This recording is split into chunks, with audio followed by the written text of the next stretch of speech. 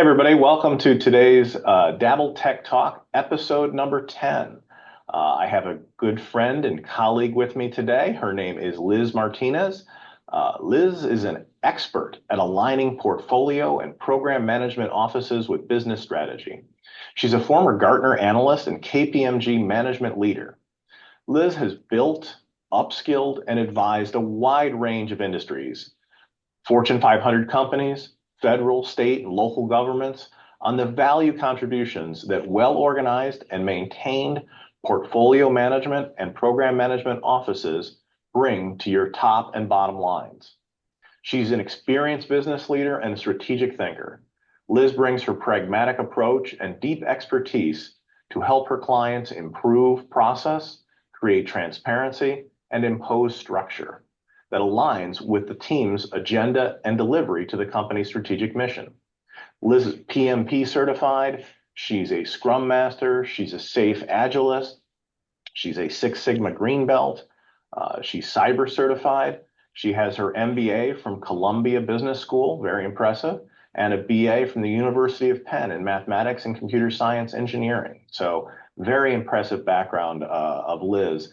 And I'm showing you her initial strategy slide. We'll take that down in a minute to introduce Liz in person. But for those of you who don't know, I would hope you would know by now, this is our 10th episode. But my name is Dale Bondanza, and I am the president and principal consultant of DAB Enterprises, LLC. DAB Enterprises is a IT consulting company we specialize in fractional CIO and fractional PMO services. Our motto is people, process, and technology in that order. Don't get it wrong. The technology is the easy part. Process is much harder, but at the end of the day, it's all about our people. So with that, I will start our episode today with Liz. Liz, did I miss anything in that initial introduction? Not at all, Dale. Thank you so much. What an honor it is to be the 10th episode person. I'm so excited, and thank you so much for having me. Um, Dale is a great friend and a fellow SIM member, Society for Information Management member, and a terrific colleague. So thank you so much for having me. I appreciate you. No problem. Thank you.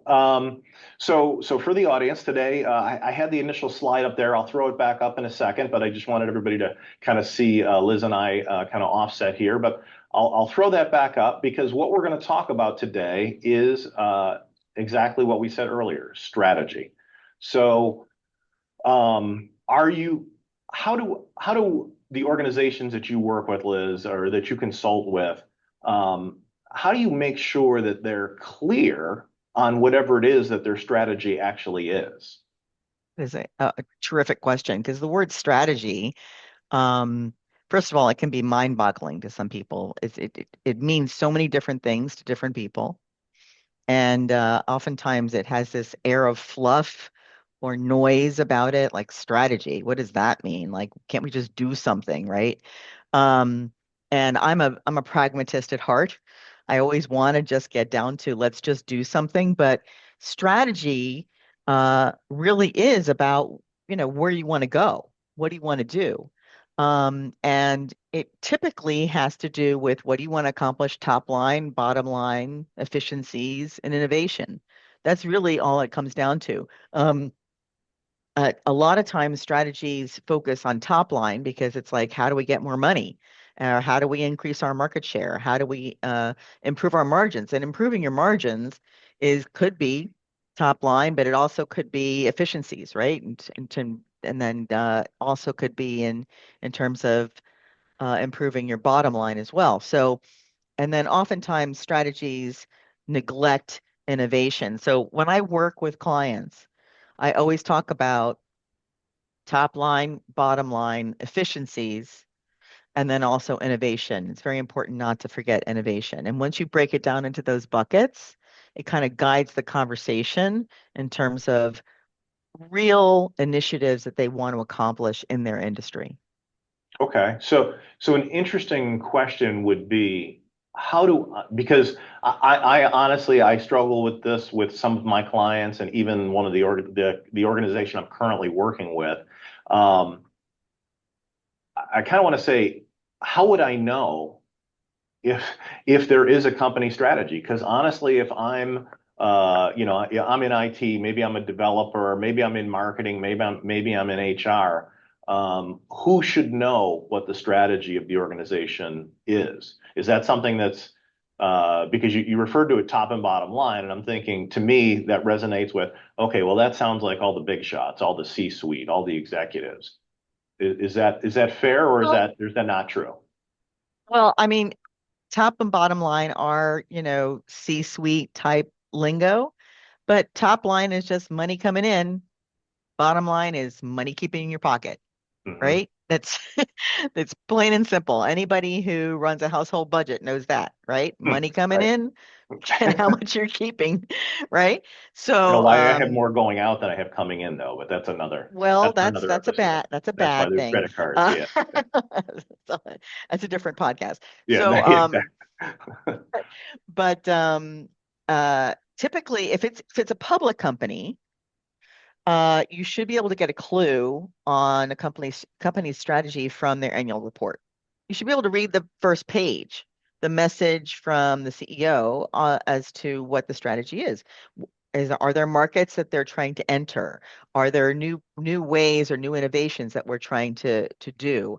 Is there something that we're trying to do from a cost cutting, perspective, or what are they trying to do from an innovation perspective? You can get clues from the annual report.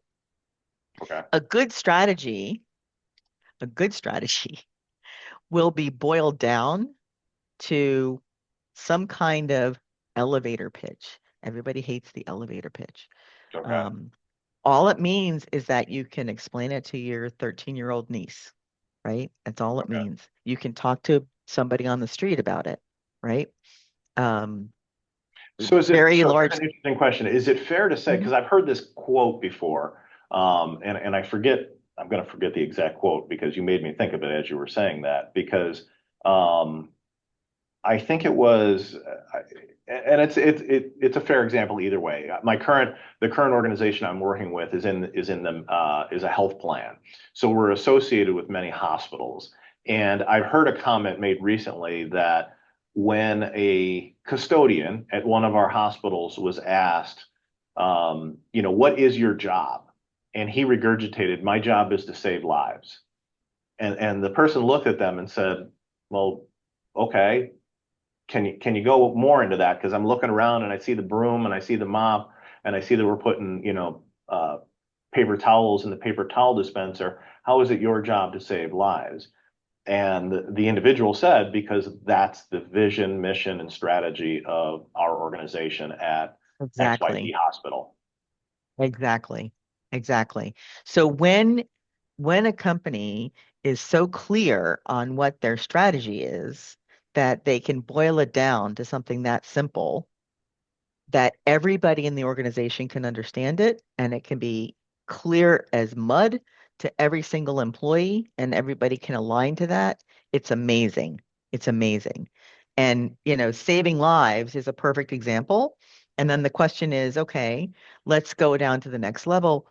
What is it that we need to do as in terms of initiatives to actually make sure that we are saving lives? And that's where the Okay. hard work actually begins. And sometimes when a company is not clear about what their strategy is, they will throw up a bunch of initiatives that they just want to get done. And some of the work that I do is help them to piece together, okay, these are all the things that you're trying to do. It looks like your strategy is this. Is that really what you want to do? Okay. And it opens up some eyes, right? And you can do it top down, you can do bottom up.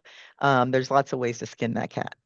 So, so one of the slides you sent me, which I like, is you talk about specifically, and this is kind of where I wanted to ask you is, how will you know when you're winning? You like how?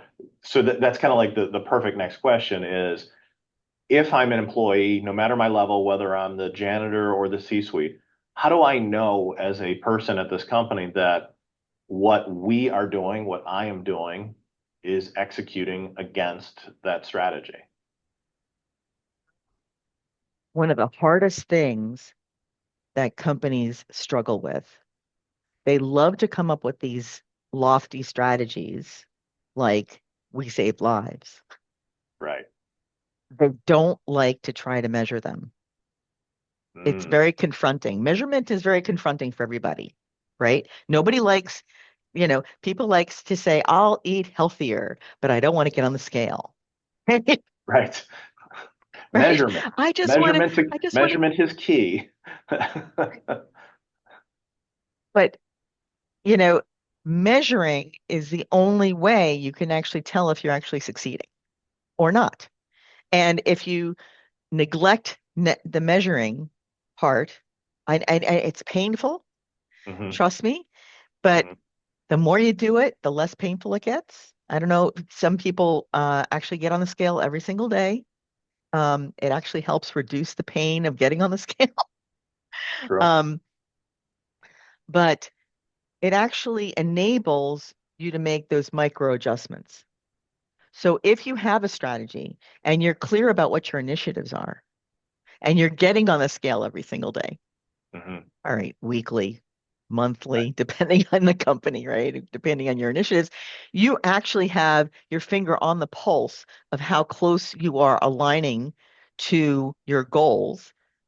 And then you can actually adjust them accordingly, right? Okay. So if in fact something changes in the market, you have some disruptor that comes in, you can react to it faster.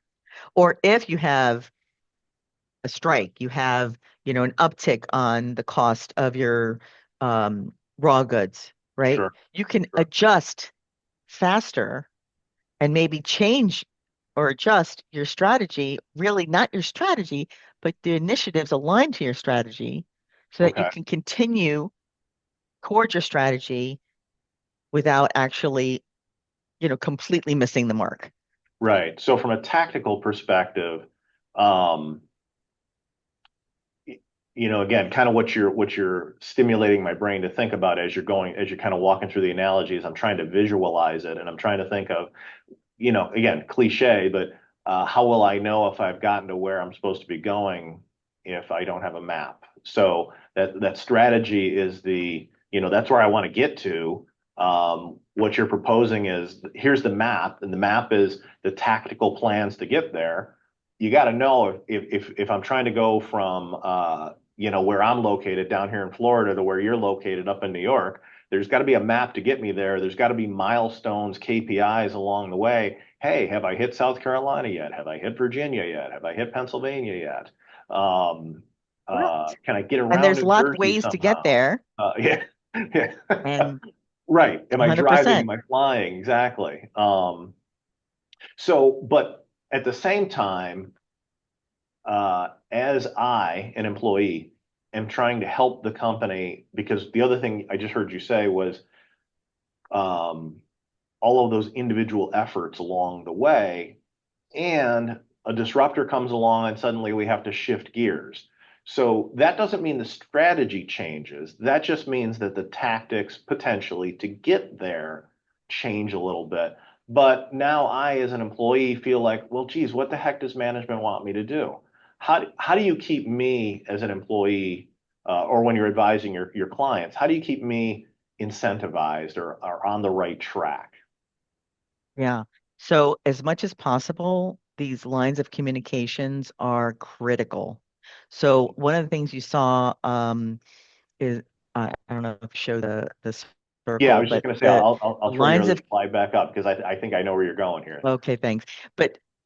But the lines of communications are critical. I did some work with uh, Eli Lilly, and they had lines of communications up to the steering committee. They had lines of communications out to the program. It was a global implementation. They had lines of communications out to the user community. They had newsletters. They had billboards. Right? There was monthly newsletters. There was release notes, right? They had a formalized communication plan that reached all the way out to their constituents to keep them informed about what was happening.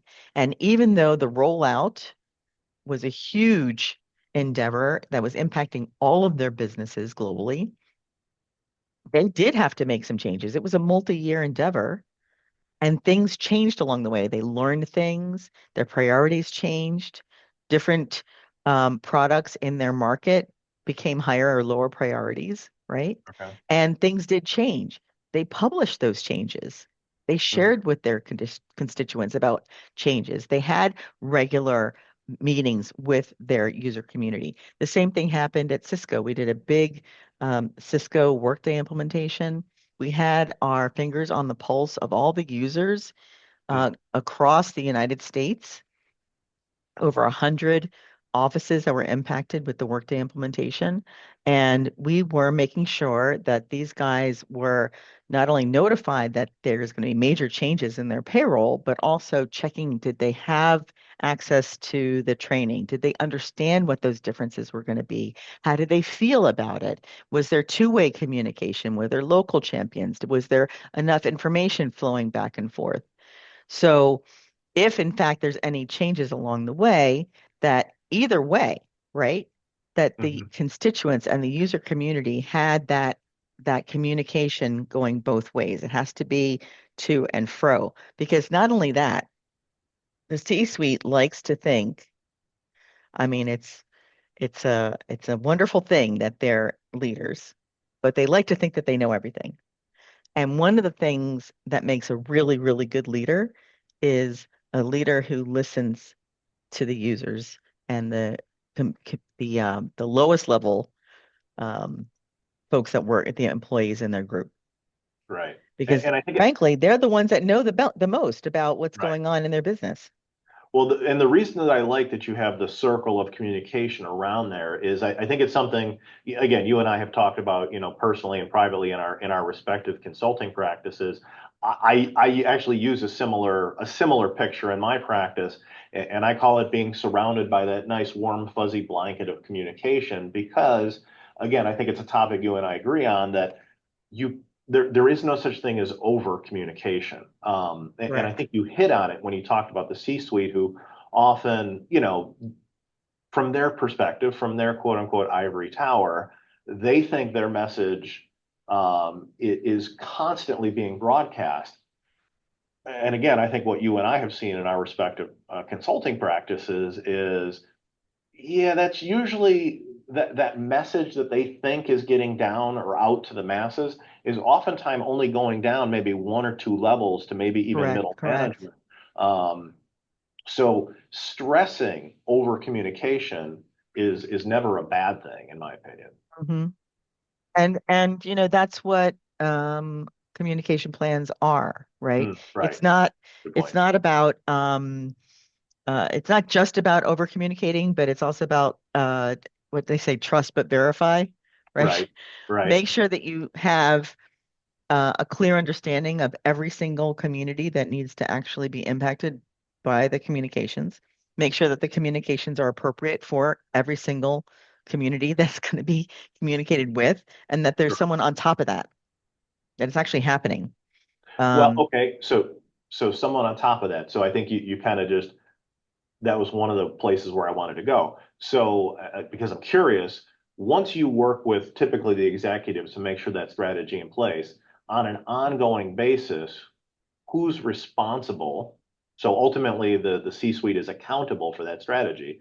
But from a RACI perspective, who's responsible? Who are you working with on a regular basis to make sure that the tactics are aligned to the strategy? so it's different in different companies. Okay. Some Fair. companies actually have a strategic realization office, an SRO. It's Okay. rare, but it happens. Hmm. Sometimes it's in the COO, sometimes it's in the PMO, depending if the PMO is, across the company as opposed to just IT. Sometimes the PMO is IT focused, so it's not there. Yeah. Good point. Sometimes it's called a transformation office, you Okay. know, Yep. it depends on the firm, right? Okay. Um, uh, in my, if I had my druthers, it would be, uh, it would be the SRO. There would be a strategic realization office, but if it's in the COO, it could be under the COO or the CFO, but as long as communications is still under the same roof. Okay. Sometimes there's a disconnect where communications is put under HR somehow. Hmm. Yep. And understanding that communications for HR is extremely important, but Right. there needs to be um, communications much more broadly for the entire firm, in and out, that supports the strategy and overall. So it probably shouldn't be buried there. That would be one piece of advice. I agree that typically in most organizations where I've seen it most effective, I would agree it's somewhere under that COO, under that operations realm. Hmm. It's funny, current company I'm working with actually has that function, the communications. I'm in a smaller organization, so they combine the marketing and the communications team, and it's actually under our chief revenue officer or our business Hmm. development arm, which Okay. exactly kind of what we're talking about. Okay, I agree. HR would probably be the wrong place to put it, despite exactly agreeing with what you said. Certainly, HR needs to communicate a lot of information. Secondly, and ideally, I think it should be in operations, but having it under sales or business development isn't bad. It's somewhat closely aligned to operations, but I agree that it should be something centralized and something that can be, ubiquitous throughout the organization. Yep.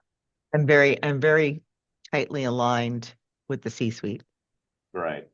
And then Exactly. as you're communicating, so okay, so now we're moving along, we're executing on our strategy, we have our tactical plans, where everybody knows it down to the lowest paid person in the room. Um, uh, we're changing directions as we need to from a tactical perspective.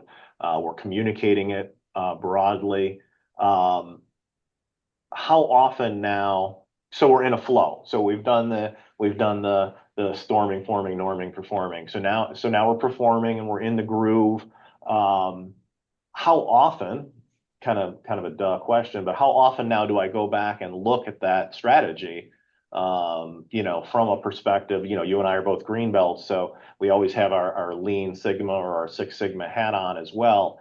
Is how often do you recommend to your clients that they revisit that strategy? Yeah, so it's interesting. It depends on how mature the strategy is and how drastic it is from their last change. Mhm. Okay. Um, and also the initiatives themselves. So, I mean, we talked a little bit about making sure you know what your KPIs are aligned for those initiatives. We didn't talk much about uh, inter KPIs. So there are ways that you can set up your initiatives so that you have your ultimate KPIs that align to the strategy, but the initiatives themselves would actually have interim KPIs, which are really, really helpful. And Gartner has some good research on this to help define those KPIs so that as you're going through an initiative, if you don't have to wait to the end, Mm, agile or not, okay, okay. to find out if you're actually moving in that direction.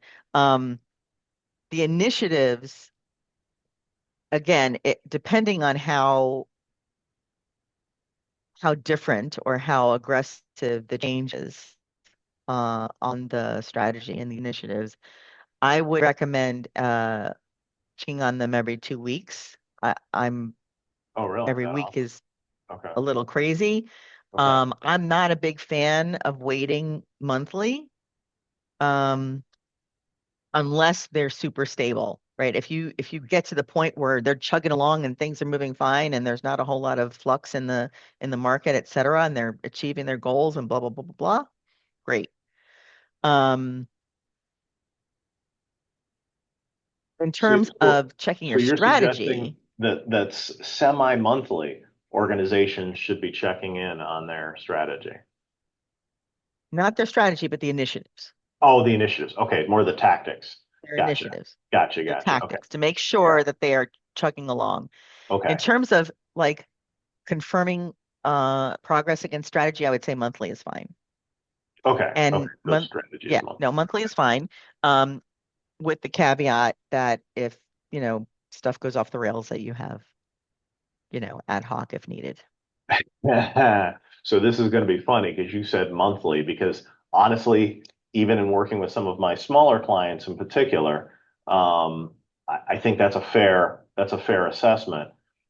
I have found when working with my larger clients, however, that if I were to say a monthly check-in on strategy, I have to manage the expectations of the C-suite who say, well, no, we only do this once a year, Dale. We set our That's strategy and then it's a set and forget. And I'm like, it's a mistake in this day and age. correct. Yeah, so if you were to ever get that response, how would you, yeah, exactly. How would you respond to that? Now, I would say, you real first of all, I mean, depending on my relationship with the C-suite, I mean, Right. I might say you want to wait a year to see if someone ate your lunch. I don't know. But if you uh I would say, okay, you've been doing it once a year. Have you had a situation where you've actually not changed something during the year to react to market conditions? Hmm. Has there been a whole year where you didn't have to change something? Right. And the answer will be no, of course Right. not. Right. So how much did you have to change last year? Once, twice? It was reactionary. Okay. Why don't we start with quarterly? It's better than last Yeah. year. Yeah. Great. Great. Or why don't we start with once Right. every 2 months,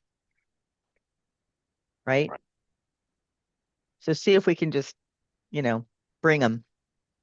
And how did from a continuous improvement perspective, what form does that take in the boardroom if we're revisiting our strategy every 2 months or every quarter? What does Yeah, that and look it can be painless, right? That's another thing. You can make it uh simple for them. You can say, okay, last month, let's say we're doing it monthly. Last month we met. These are the initiatives. Here, we're going to meet again next month. Here's what the readout is going to look like, right? We're going to give you some standards on yellow, green progress against the KPIs by initiative. like? We're Hmm. going to give you um, progress against those initiatives that are reflected against those strategic goals that we set because we broke them down by top, bottom, right? Top, bottom, efficiency, innovation, right? Okay. And right, so we can give them a nice tight package that, and by the way, here's some new initiatives that are people are asking for that might make a difference for you in case you might want to insert them. Here's some blockages or some new market conditions that you want to weigh in on. So Okay. almost like a super high level steering committee at the portfolio level. Steering committee at the portfolio level. Okay, it's an interesting And you visual. make it easy for them. Yeah, Yeah. you make it easy for them.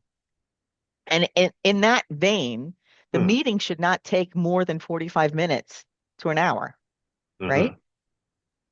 Right? Here's the initiatives. We had already agreed on them. The KPIs aligned to them. We even have internal, interim KPIs that go with those initiatives. They're already Hmm. aligned to the strategy. We already did the hard work, right? They're either chugging along or they're not chugging along. If they're not chugging along, we need some help, and this is why, Yeah. right? And by the way, here's a couple of, disruptors, either new initiatives or something in the market that you might want to weigh in on. And Right. if that's the case, once every month, once every 2 months, maybe it's worth their time. Right. So so that brings me to back to And your it's not original. really revisiting their whole strategy, right? You get me? Right. Right. They're not revisiting their entire strategy. They're Right. checking in.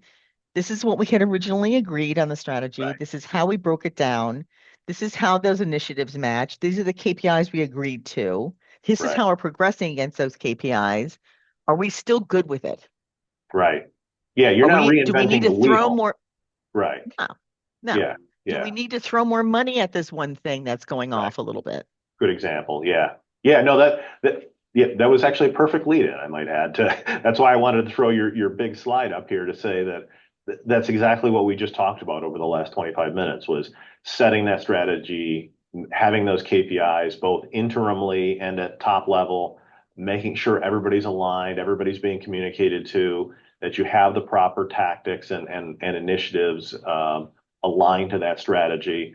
You're doing that regular check-in, and I think where your next slide was going, which, the breakdown, which again, the audience saw a little bit of this, but, you know, everything that we just talked about, um, and again, kind of wrapping it up, checking it in, reevaluating the strategy like you just mentioned. And again, don't forget, at the end of the day, it's all about that communication. And if you're not constantly and over communicating, you're doing a disservice to the people, which is the most important asset in any Exactly. organization. Exactly. So, Like what happens if in the innovation lab they came up with something amazing right, and at the same time something that we thought was going to be, our cash cow for next year is costing way more than we thought, right, right? The C-suite has a decision to make, and that's worth communicating that we're going to put more funding into this and we're going to turn this down and this is why it's going to be good for our strategy. right. Yeah, absolutely. So cool. Well, that was a great conversation, Liz. Thank you for that. It was very enlightening. I am I hope sure that so. our audience got a lot out of that, and hopefully, again, you threw out some really important topics to consider, especially if we're talking to some of our colleagues at the PMO or the portfolio level or the consulting level. You mentioned strategy realization office, strategy management office, I've called it sometimes, but same thing. Um, More organizations moving to that SRO or that EPMO concept is I think crucial for the success and kind of as you said, because in the last 15 years, in my experience, whether you're just ad hocly throwing in a pandemic or a crazy election or market swings of drastic proportions, being able to adapt on the fly and keep the strategy relevant is really important. So I think you brought up some really great points for that. So I thank you for that. Thank you. And thank you for having me. I am honored to be number 10. Well, thank you. It is certainly my honor as well. Liz, what's the best way? Let me see. I don't know if we had this on our last slide. No, we didn't. What's the best way for people to get in touch with you if they want to contact you after this episode? Well, Liz at PMO-Whisperer. Okay. Yeah, we didn't talk much about that. That is the name of your company, correct? You are the PMO Whisperer. PMO Whisperer. Okay. And folks can find you on LinkedIn just as well. Correct. Liz Okay. Martinez. Okay, good. When we and for the audience's benefit, when we re-upload this episode to YouTube, we'll put in the comments in that video Liz's website and her LinkedIn address as well. Cool. So with Awesome. that said, all right. Well, thank you again, Liz. I appreciate your time. Thank you. Have a great day. You too. Bye-bye. Bye bye now.